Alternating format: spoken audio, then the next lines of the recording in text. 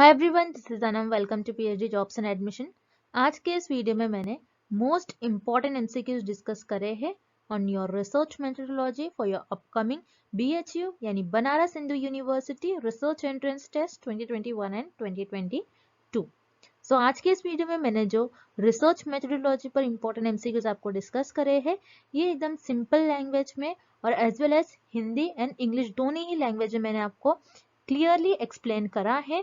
आप इस वीडियो को एंड तक जरूर देखिएगा, जिससे कि आपके रिसर्च मेथोडोलॉजी से रिलेटेड बेसिक डाउट्स इस वीडियो में क्लियर हो जाएंगे। उसी के साथ साथ मैं आपको बताना चाहती हूँ कि आपके प्रिपरेशंस को बूस्ट करने के लिए हमने रिसर्च मेथोडोलॉजी का कंप्लीट कोर्स लॉन्च करा है in both language, Hindi as well as in English. तो हमने जो रिसर्च मेथोडोलॉजी का कंटेंट बनाया है, ये हमने हमारे एक्सपीरियंस के बेसिस पर आपका सारा रिसर्च मेथोडोलॉजी का कंटेंट बनाया है, और आपके पीएचडी एंट्रेंस एग्जामिनेशन में जिस टाइप के क्वेश्चंस पूछे जाते हैं, वो सारे क्वेश्चंस हमने हमारे रिसर्च मेथोडोलॉजी के इस कंटेंट में कवर करा है। और हम आपको गारंटी देते हैं कि हमारे इसी रिसर्च मेथोडोलॉजी के मटेरियल से आपको एग्जाम में क्वेश्चंस पूछे जाएंगे। सो हमारे इस कोर्स को परचेस करने के लिए आपको इस नंबर पर हमें व्हाट्सएप के थ्रू मैसेज करना है। याद रखिए, आपको व्हाट्सएप के थ्रू ही आपको हमें कॉन्टैक्ट करना है, और कॉन्टैक्ट करने के विद इन 15 to 20 मिनट्स में आपको सारा स्टडी मटेरियल प्रोवाइड करेंगे। So if you like my video, please don't forget to subscribe my channel. Research methodology के कंटेंट में हम आपको full syllabus video lectures, full syllabus notes, mock test and 1000+ MCQs PDF provide करेंगे in both the language, Hindi as well as in English. So हम आपको guarantee देते हैं, अगर आप हमारा ये जो रिसर्च मेथोडोलॉजी का कंटेंट फॉलो करते हो, तो आपको कई और से रिसर्च मेथोडोलॉजी की प्रिपरेशन करने की जरूरत नहीं पड़ेगी, और रिसर्च मेथोडोलॉजी की सारी गारंटी हमारी होगी। हम आपको रिसर्च मेथोडोलॉजी के लिए प्रिपेयर करवाएंगे, और मैं आपको ये भी बताना चाहती हूँ कि आपको रिसर्च मेथोडोलॉजी को हमारे कोर्स के थ्रू कैसे प्रिपेयर करना है, कि हमारे जो नोट्स है और मॉक टेस्ट है उसको आप 1 वीक में कवर कर लीजिए। और ये जो 1000+ एमसीक्यूज पीडीएफ है, ये आप आपके एग्जाम के एक दिन पहले, और इवन आप आपके एग्जाम के 2 to 3 आवर्स पहले भी अगर आप इसको एक बार रीड कर चले जाते हो, तो ये आपका रिवीजन का काम आ जाएगा। सो 1000+ एमसीक्यूज पीडीएफ में हमने रिसर्च मेथोडोलॉजी के सारे इंपॉर्टेंट क्वेश्चंस कवर करे हैं, और हम आपको गारंटी देते हैं इसी पीडीएफ से आपको एग्जाम में 10 to 12 क्वेश्चंस डायरेक्टली पूछे जाएंगे। और कई स्टूडेंट्स का हमारा फीडबैक भी है कि उनको उनके पीएचडी एंट्रेंस एग्जाम में इसी पीडीएफ से 10 to 15 क्वेश्चंस डायरेक्टली पूछे गए थे। और इसी के साथ साथ मैं आपको ये भी बताना चाहती हूँ, जैसे मैंने आपको बता दिया, रिसर्च मेथोडोलॉजी की प्रिपरेशन आप 1 वीक में ही कवर कर सकते हो, ताकि आपका जो बचा हुआ टाइम है वो आप आपका सेक्शन बी, जो कि आपका सब्जेक्ट स्पेसिफिक होता है, उस पर स्पेंड कर सकते हो। अगर आपके पास सेक्शन बी का स्टडी मटेरियल नहीं है, तो हम सेक्शन बी का भी स्टडी मटेरियल प्रोवाइड करते हैं। सो कोर्स को ज्वाइन करने के लिए आपको इस नंबर पर हमें कॉन्टैक्ट करना है, and fee for the course is just 499। And let's begin with the video. एक पैमाना केवल संख्या को वस्तु की विशेषता के अनुसार वर्गीकृत करने के लिए वस्तुओं को निर्दिष्ट करता है। A dash scale only assigns names to object to classify objects according to the characteristic of interest. इस प्रश्न में हमें ये पता लगाना है, और इस क्वेश्चन में हमें ये फाइंड आउट करना है कि एक कौन सा ऐसा एक पैमाना है, मतलब ऐसा एक कौन सी स्केल है आपकी, जो केवल आपके जो वस्तु है, वस्तु के उनके कैरेक्टरिस्टिक्स के बेसिस पर, मतलब उनके विशेषताओं के बेसिस पर आपके वस्तुओं को निर्दिष्ट करता है। मतलब एक कौन सी ऐसी स्केल है जो आपके जो ऑब्जेक्ट्स है, ऑब्जेक्ट को उनके कैरेक्टरिस्टिक्स के बेसिस पर उस ऑब्जेक्ट्स को डिवाइड करने के काम आता है और क्लासिफाई करने के काम आता है। सो याद रखिएगा, आपके जो स्केल ऑफ मेजरमेंट्स है, इसमें आपके 4 types of scale of measurements होते हैं। पहले हम ये देख लेते हैं कि ये 4 types of scale of measurement क्या होते हैं, उसके थ्रू हम इस क्वेश्चन को, इस प्रश्न को सॉल्व कर लेंगे। जैसे कि आप ये देख रहे हो डायग्राम, तो this is very important diagram. इस डायग्राम में ये 4 लेवल ऑफ मेजरमेंट्स जैसे आप देख रहे हो, तो याद रखिएगा, ये चारों लेवल ऑफ मेजरमेंट्स को याद रखने के लिए आपको एक शॉर्ट फॉर्म यूज करना है, जो कि है noir. So N for nominal, O for ordinal, I for interval and R for ratio. So nominal scale क्या होती है, जिसमें आप आपका जो भी डेटा होता है, जो भी आपके पास ऑब्जेक्ट होता है, उनको नाम देते हो और आपके जो ऑब्जेक्ट्स होते हैं, आपका जो भी डेटा होता है, उसको उसके कैरेक्टरिस्टिक्स के बेसिस पर कैटेगराइज कर देते हो और क्लासिफाई करते हो या फिर डिवाइड कर देते हो, उसे हम कहते हैं नॉमिनल स्केल। ऑर्डिनल क्या होती है, ऑर्डिनल स्केल में आप सेम नॉमिनल की तरह ही करते हो, लेकिन नॉमिनल में आप क्या करोगे, आपके जो चीजें हैं उनको उनको एक रैंक दोगे, ऑर्डर दोगे। उसी तरीके से इंटरवल, इंटरवल स्केल क्या होती है, जिसमें ऑर्डिनल के सारे कैरेक्टरिस्टिक्स प्रेजेंट होंगे, लेकिन इंटरवल में आपके पास जो भी डेटा होता है, जो भी आपके पास ऑब्जेक्ट होगा, जो भी आपके पास वस्तुएं होंगे, उन वस्तुओं को आप एक इक्वल इंटरवल्स में अरेंज करते हो, आप उनको बेसिकली अंतराल देते हो। उसी तरीके से रेशो, रेशो में इंटरवल के आपके सारे कैरेक्टरिस्टिक्स प्रेजेंट होंगे, उसी के साथ साथ रेशो में आपका जो जीरो है, जीरो का कुछ ना कुछ मीनिंग होगा, लेकिन आपको ये याद रखना है, इंटरवल में आपका जो जीरो होता है ये आर्बिट्री होता है। तो याद रखिएगा, ये जो चारों लेवल ऑफ मेजरमेंट्स है, इनको मैंने अपने नोट्स में बहुत अच्छी तरीके से समझाया है। जो भी हमारे बैच के स्टूडेंट्स हैं, मैं उनसे कहूंगी कि वो अपने नोट्स को एक बार देख ले, तो उनको ये चारों scale of measurements easily clear हो जाएगा, और मैंने अपने लेक्चर सीरीज में भी इसको बहुत अच्छी तरीके से बताया है। सो अगर आप हमारे बैच के स्टूडेंट्स होंगे तो मैं आपको बोलूंगी कि आप लेक्चर और नोट्स एक बार अच्छी तरीके से पढ़ लीजिए, तो ये आपका जो लेवल ऑफ मेजरमेंट्स होता है, इसका कॉन्सेप्ट क्लियर हो जाएगा। तो चलिए इस क्वेश्चन की तरफ हम बढ़ते हैं। जैसे कि इस प्रश्न में आपको दिया गया है एक ऐसा पैमाना, मतलब एक ऐसी स्केल जिसको आप उसके वस्तुओं के विशेषताओं के बेसिस पर उसको कैटेगराइज करते हो, उसको निर्दिष्ट करते हो। मतलब आपके पास जो भी स्केल है, एक ऐसी स्केल जिसको आप उनके ऑब्जेक्ट्स के बेसिस पर उनके ऑब्जेक्ट के कैरेक्टरिस्टिक्स के बेसिस पर डिवाइड करते हो, सो वो स्केल होती है आपकी नॉमिनल स्केल, जिसे हम कहते हैं नाम मात्र स्केल, नाम मात्र पैमाना। ओके, सो इस क्वेश्चन का आपका सही उत्तर हो जाएगा विकल्प 3, जो कि है नाम मात्र, जिसे हम कहते हैं अंग्रेजी में नॉमिनल स्केल। नॉमिनल स्केल याद रखिएगा एक ऐसी स्केल है जिसको आप उसके ऑब्जेक्टिव के कैरेक्टरिस्टिक्स के बेसिस पे क्लासिफाई करते हो या फिर डिवाइड करते हो। मतलब ऐसा एक पैमाना आता है जिसमें आप उनके वस्तुओं की विशेषताओं के बेसिस पर उनको निर्दिष्ट करते हो। सो आपको याद रखना है। सो यहाँ पर जो आपका थर्ड विकल्प है इस क्वेश्चन का, इस प्रश्न का सही उत्तर हो जाएगा। अगला प्रश्न, नमूनों के चयन की प्रक्रिया में उचित क्रम में दिए गए चरणों की व्यवस्थित कीजिए। Arrange the steps given below in the proper order in the process of selection of samples. इस प्रश्न में हमें नमूनों के प्रक्रिया गिवन है, नमूनों के जो प्रक्रिया है उनके कुछ चयन गिवन है, मतलब आपके जो सैंपल्स के प्रोसेस है उनके कुछ स्टेप्स हमें इस क्वेश्चन में दिए गए हैं, और उन्हें हमें एक सही क्रमांक में अरेंज करना है, मतलब उन्हें हमें एक सही ऑर्डर में अरेंज करना है। सो यहाँ पर आपको याद रखना है, आप जब भी आपका जो सैंपल है उसको सेलेक्ट करते हो, जब भी आपके नमूने को चुनते हो, तो आप फर्स्ट स्टेप में, आप फर्स्ट चयन में आप क्या करोगे, आपकी पॉपुलेशन को डिफाइन करोगे। सो यहाँ पर डिफाइनिंग द पॉपुलेशन, ये आपका फर्स्ट स्टेप आएगा, जिससे हम कहते हैं संक्षिप्त को परिभाषित करना। सो यहाँ पर ये आपका फर्स्ट स्टेप आता है, मतलब आपकी पॉपुलेशन को डिफाइन करोगे, आपकी जो जनसंख्या है उसको बताओगे, आपकी जनसंख्या में टोटल कितने लोग हैं, आप किस जनसंख्या पर रिसर्च करने वाले हो, आप ये पहले बता देते हो। आपकी पॉपुलेशन में कितने लोग हैं, कौन कौन से मेंबर्स हैं, उनको आप बता देते हो कि कितने मेंबर्स है आपकी पूरी पॉपुलेशन में। आपकी पॉपुलेशन में कितने, मतलब आपकी जनसंख्या में टोटल कितने व्यक्ति है आप बता देते हो, आप आपकी पॉपुलेशन को डिफाइन करोगे।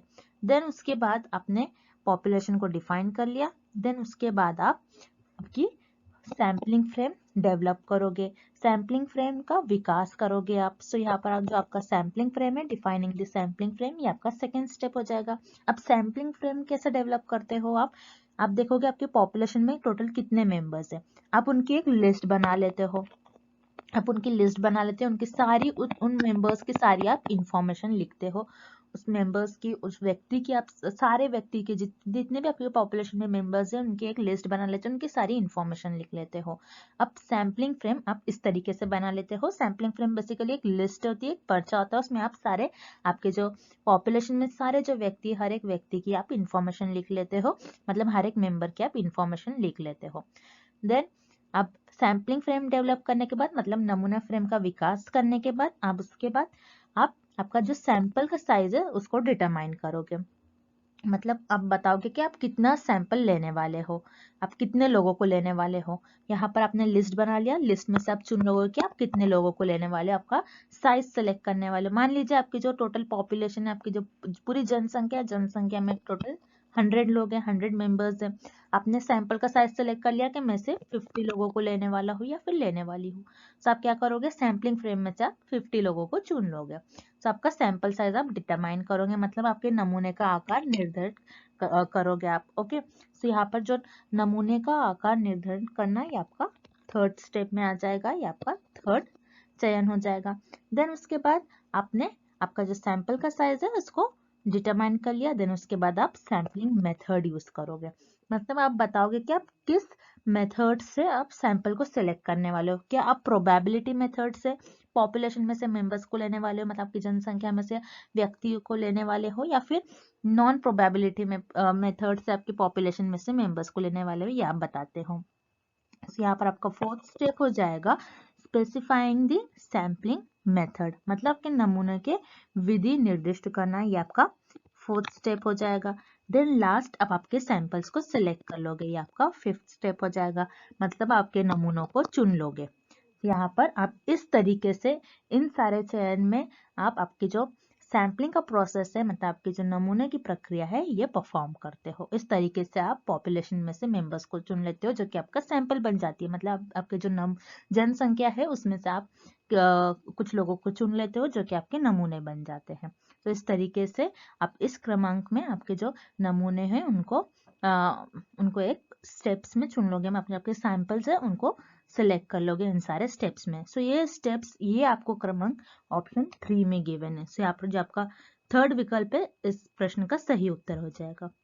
अगला प्रश्न, एक शोध पत्र किसी शोध कार्य की संक्षिप्त रिपोर्ट है जो आधारित है। A research paper is a brief report of research work based on।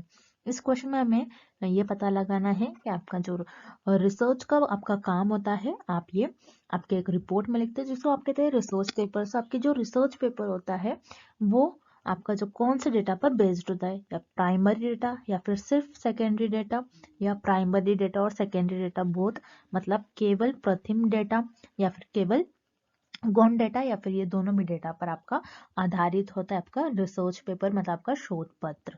अब याद रखिएगा, आपका जो शोध पत्र है, शोध पत्र में आप रिसर्च में जो भी कार्य करते हो, रिसर्च में आपका जो भी वर्क होता है उसका एक रिपोर्ट लिखते हो आपके रिसर्च पेपर में। रिसर्च पेपर में आप पूरा ब्रीफ में बताते हो आपने रिसर्च में क्या काम करा है।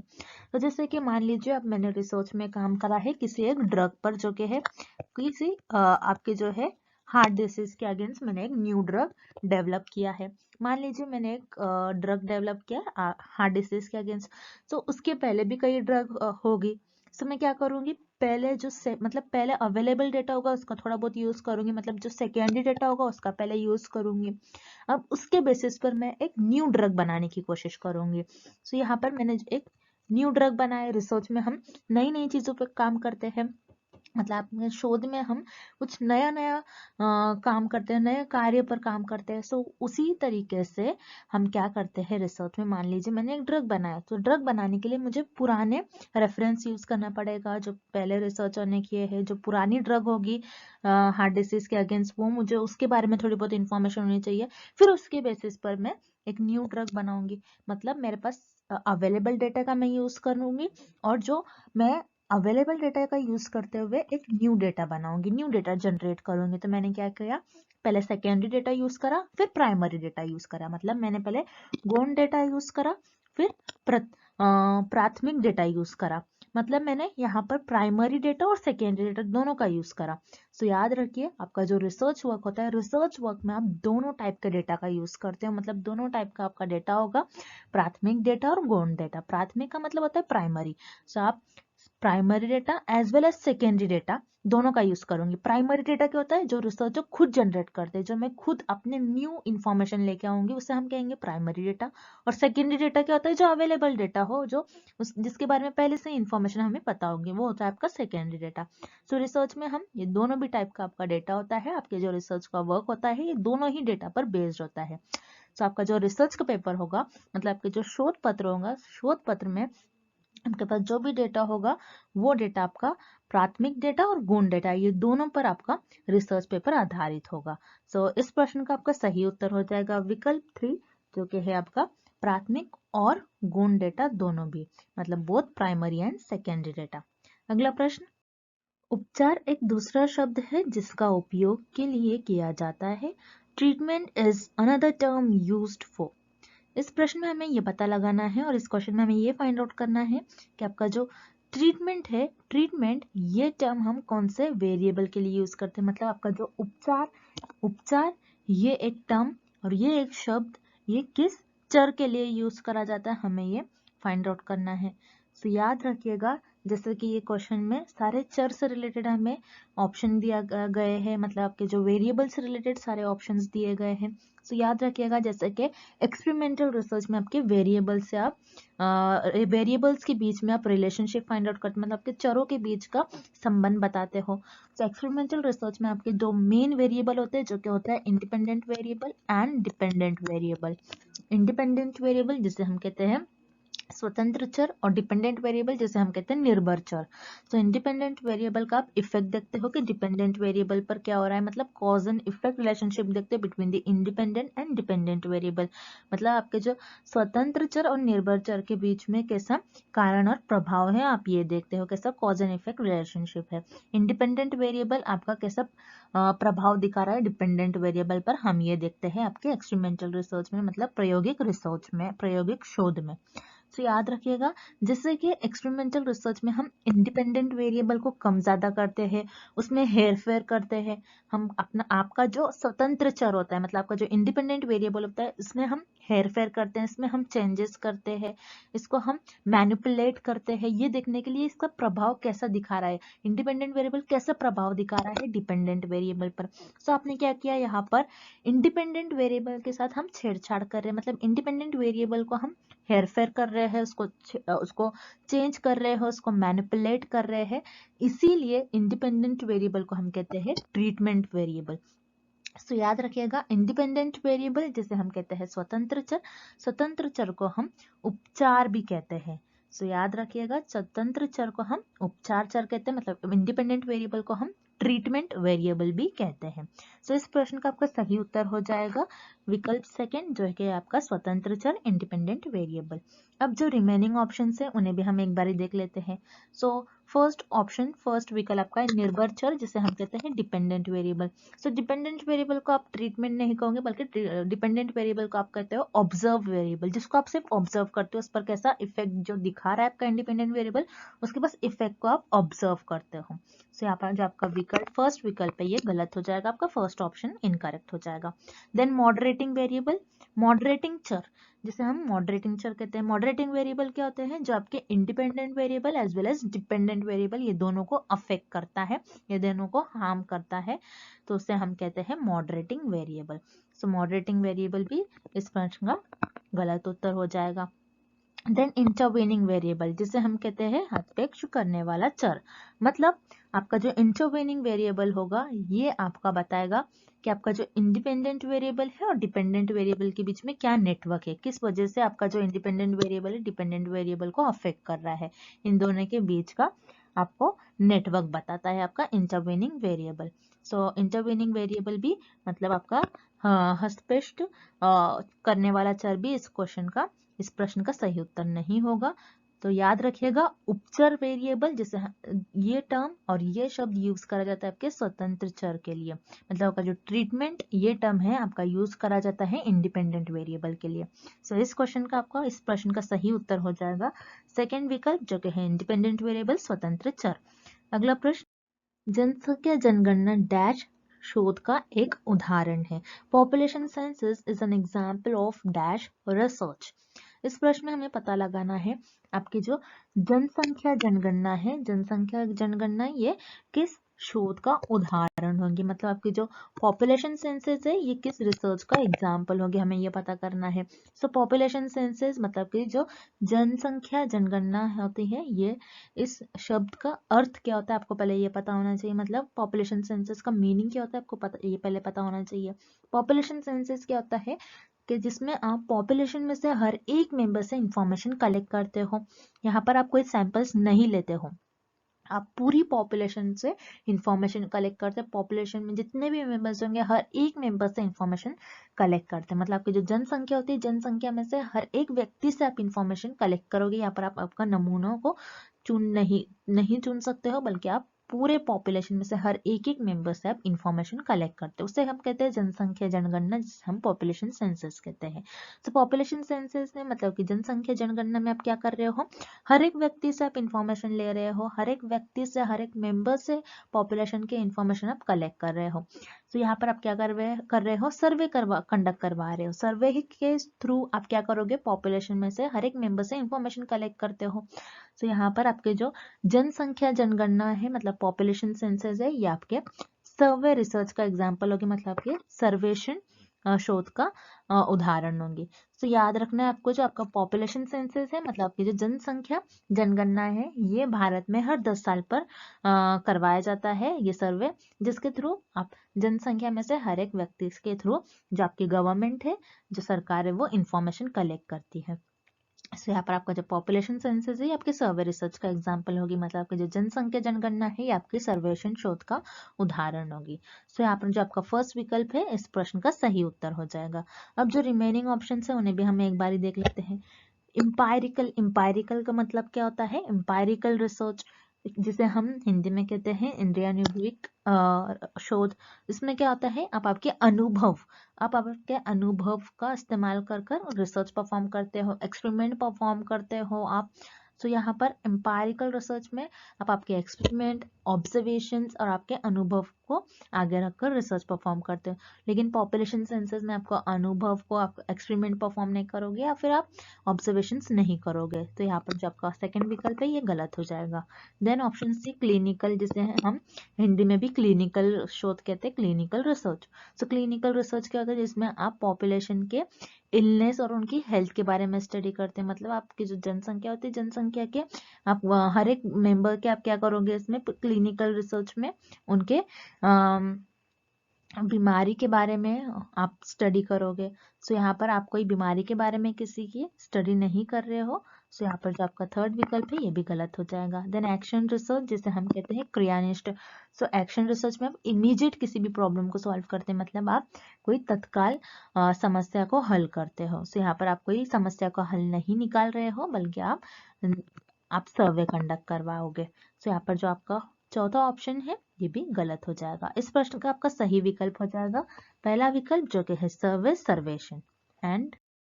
And thank you for watching this video. Good luck with your preparation and see you tomorrow with another video.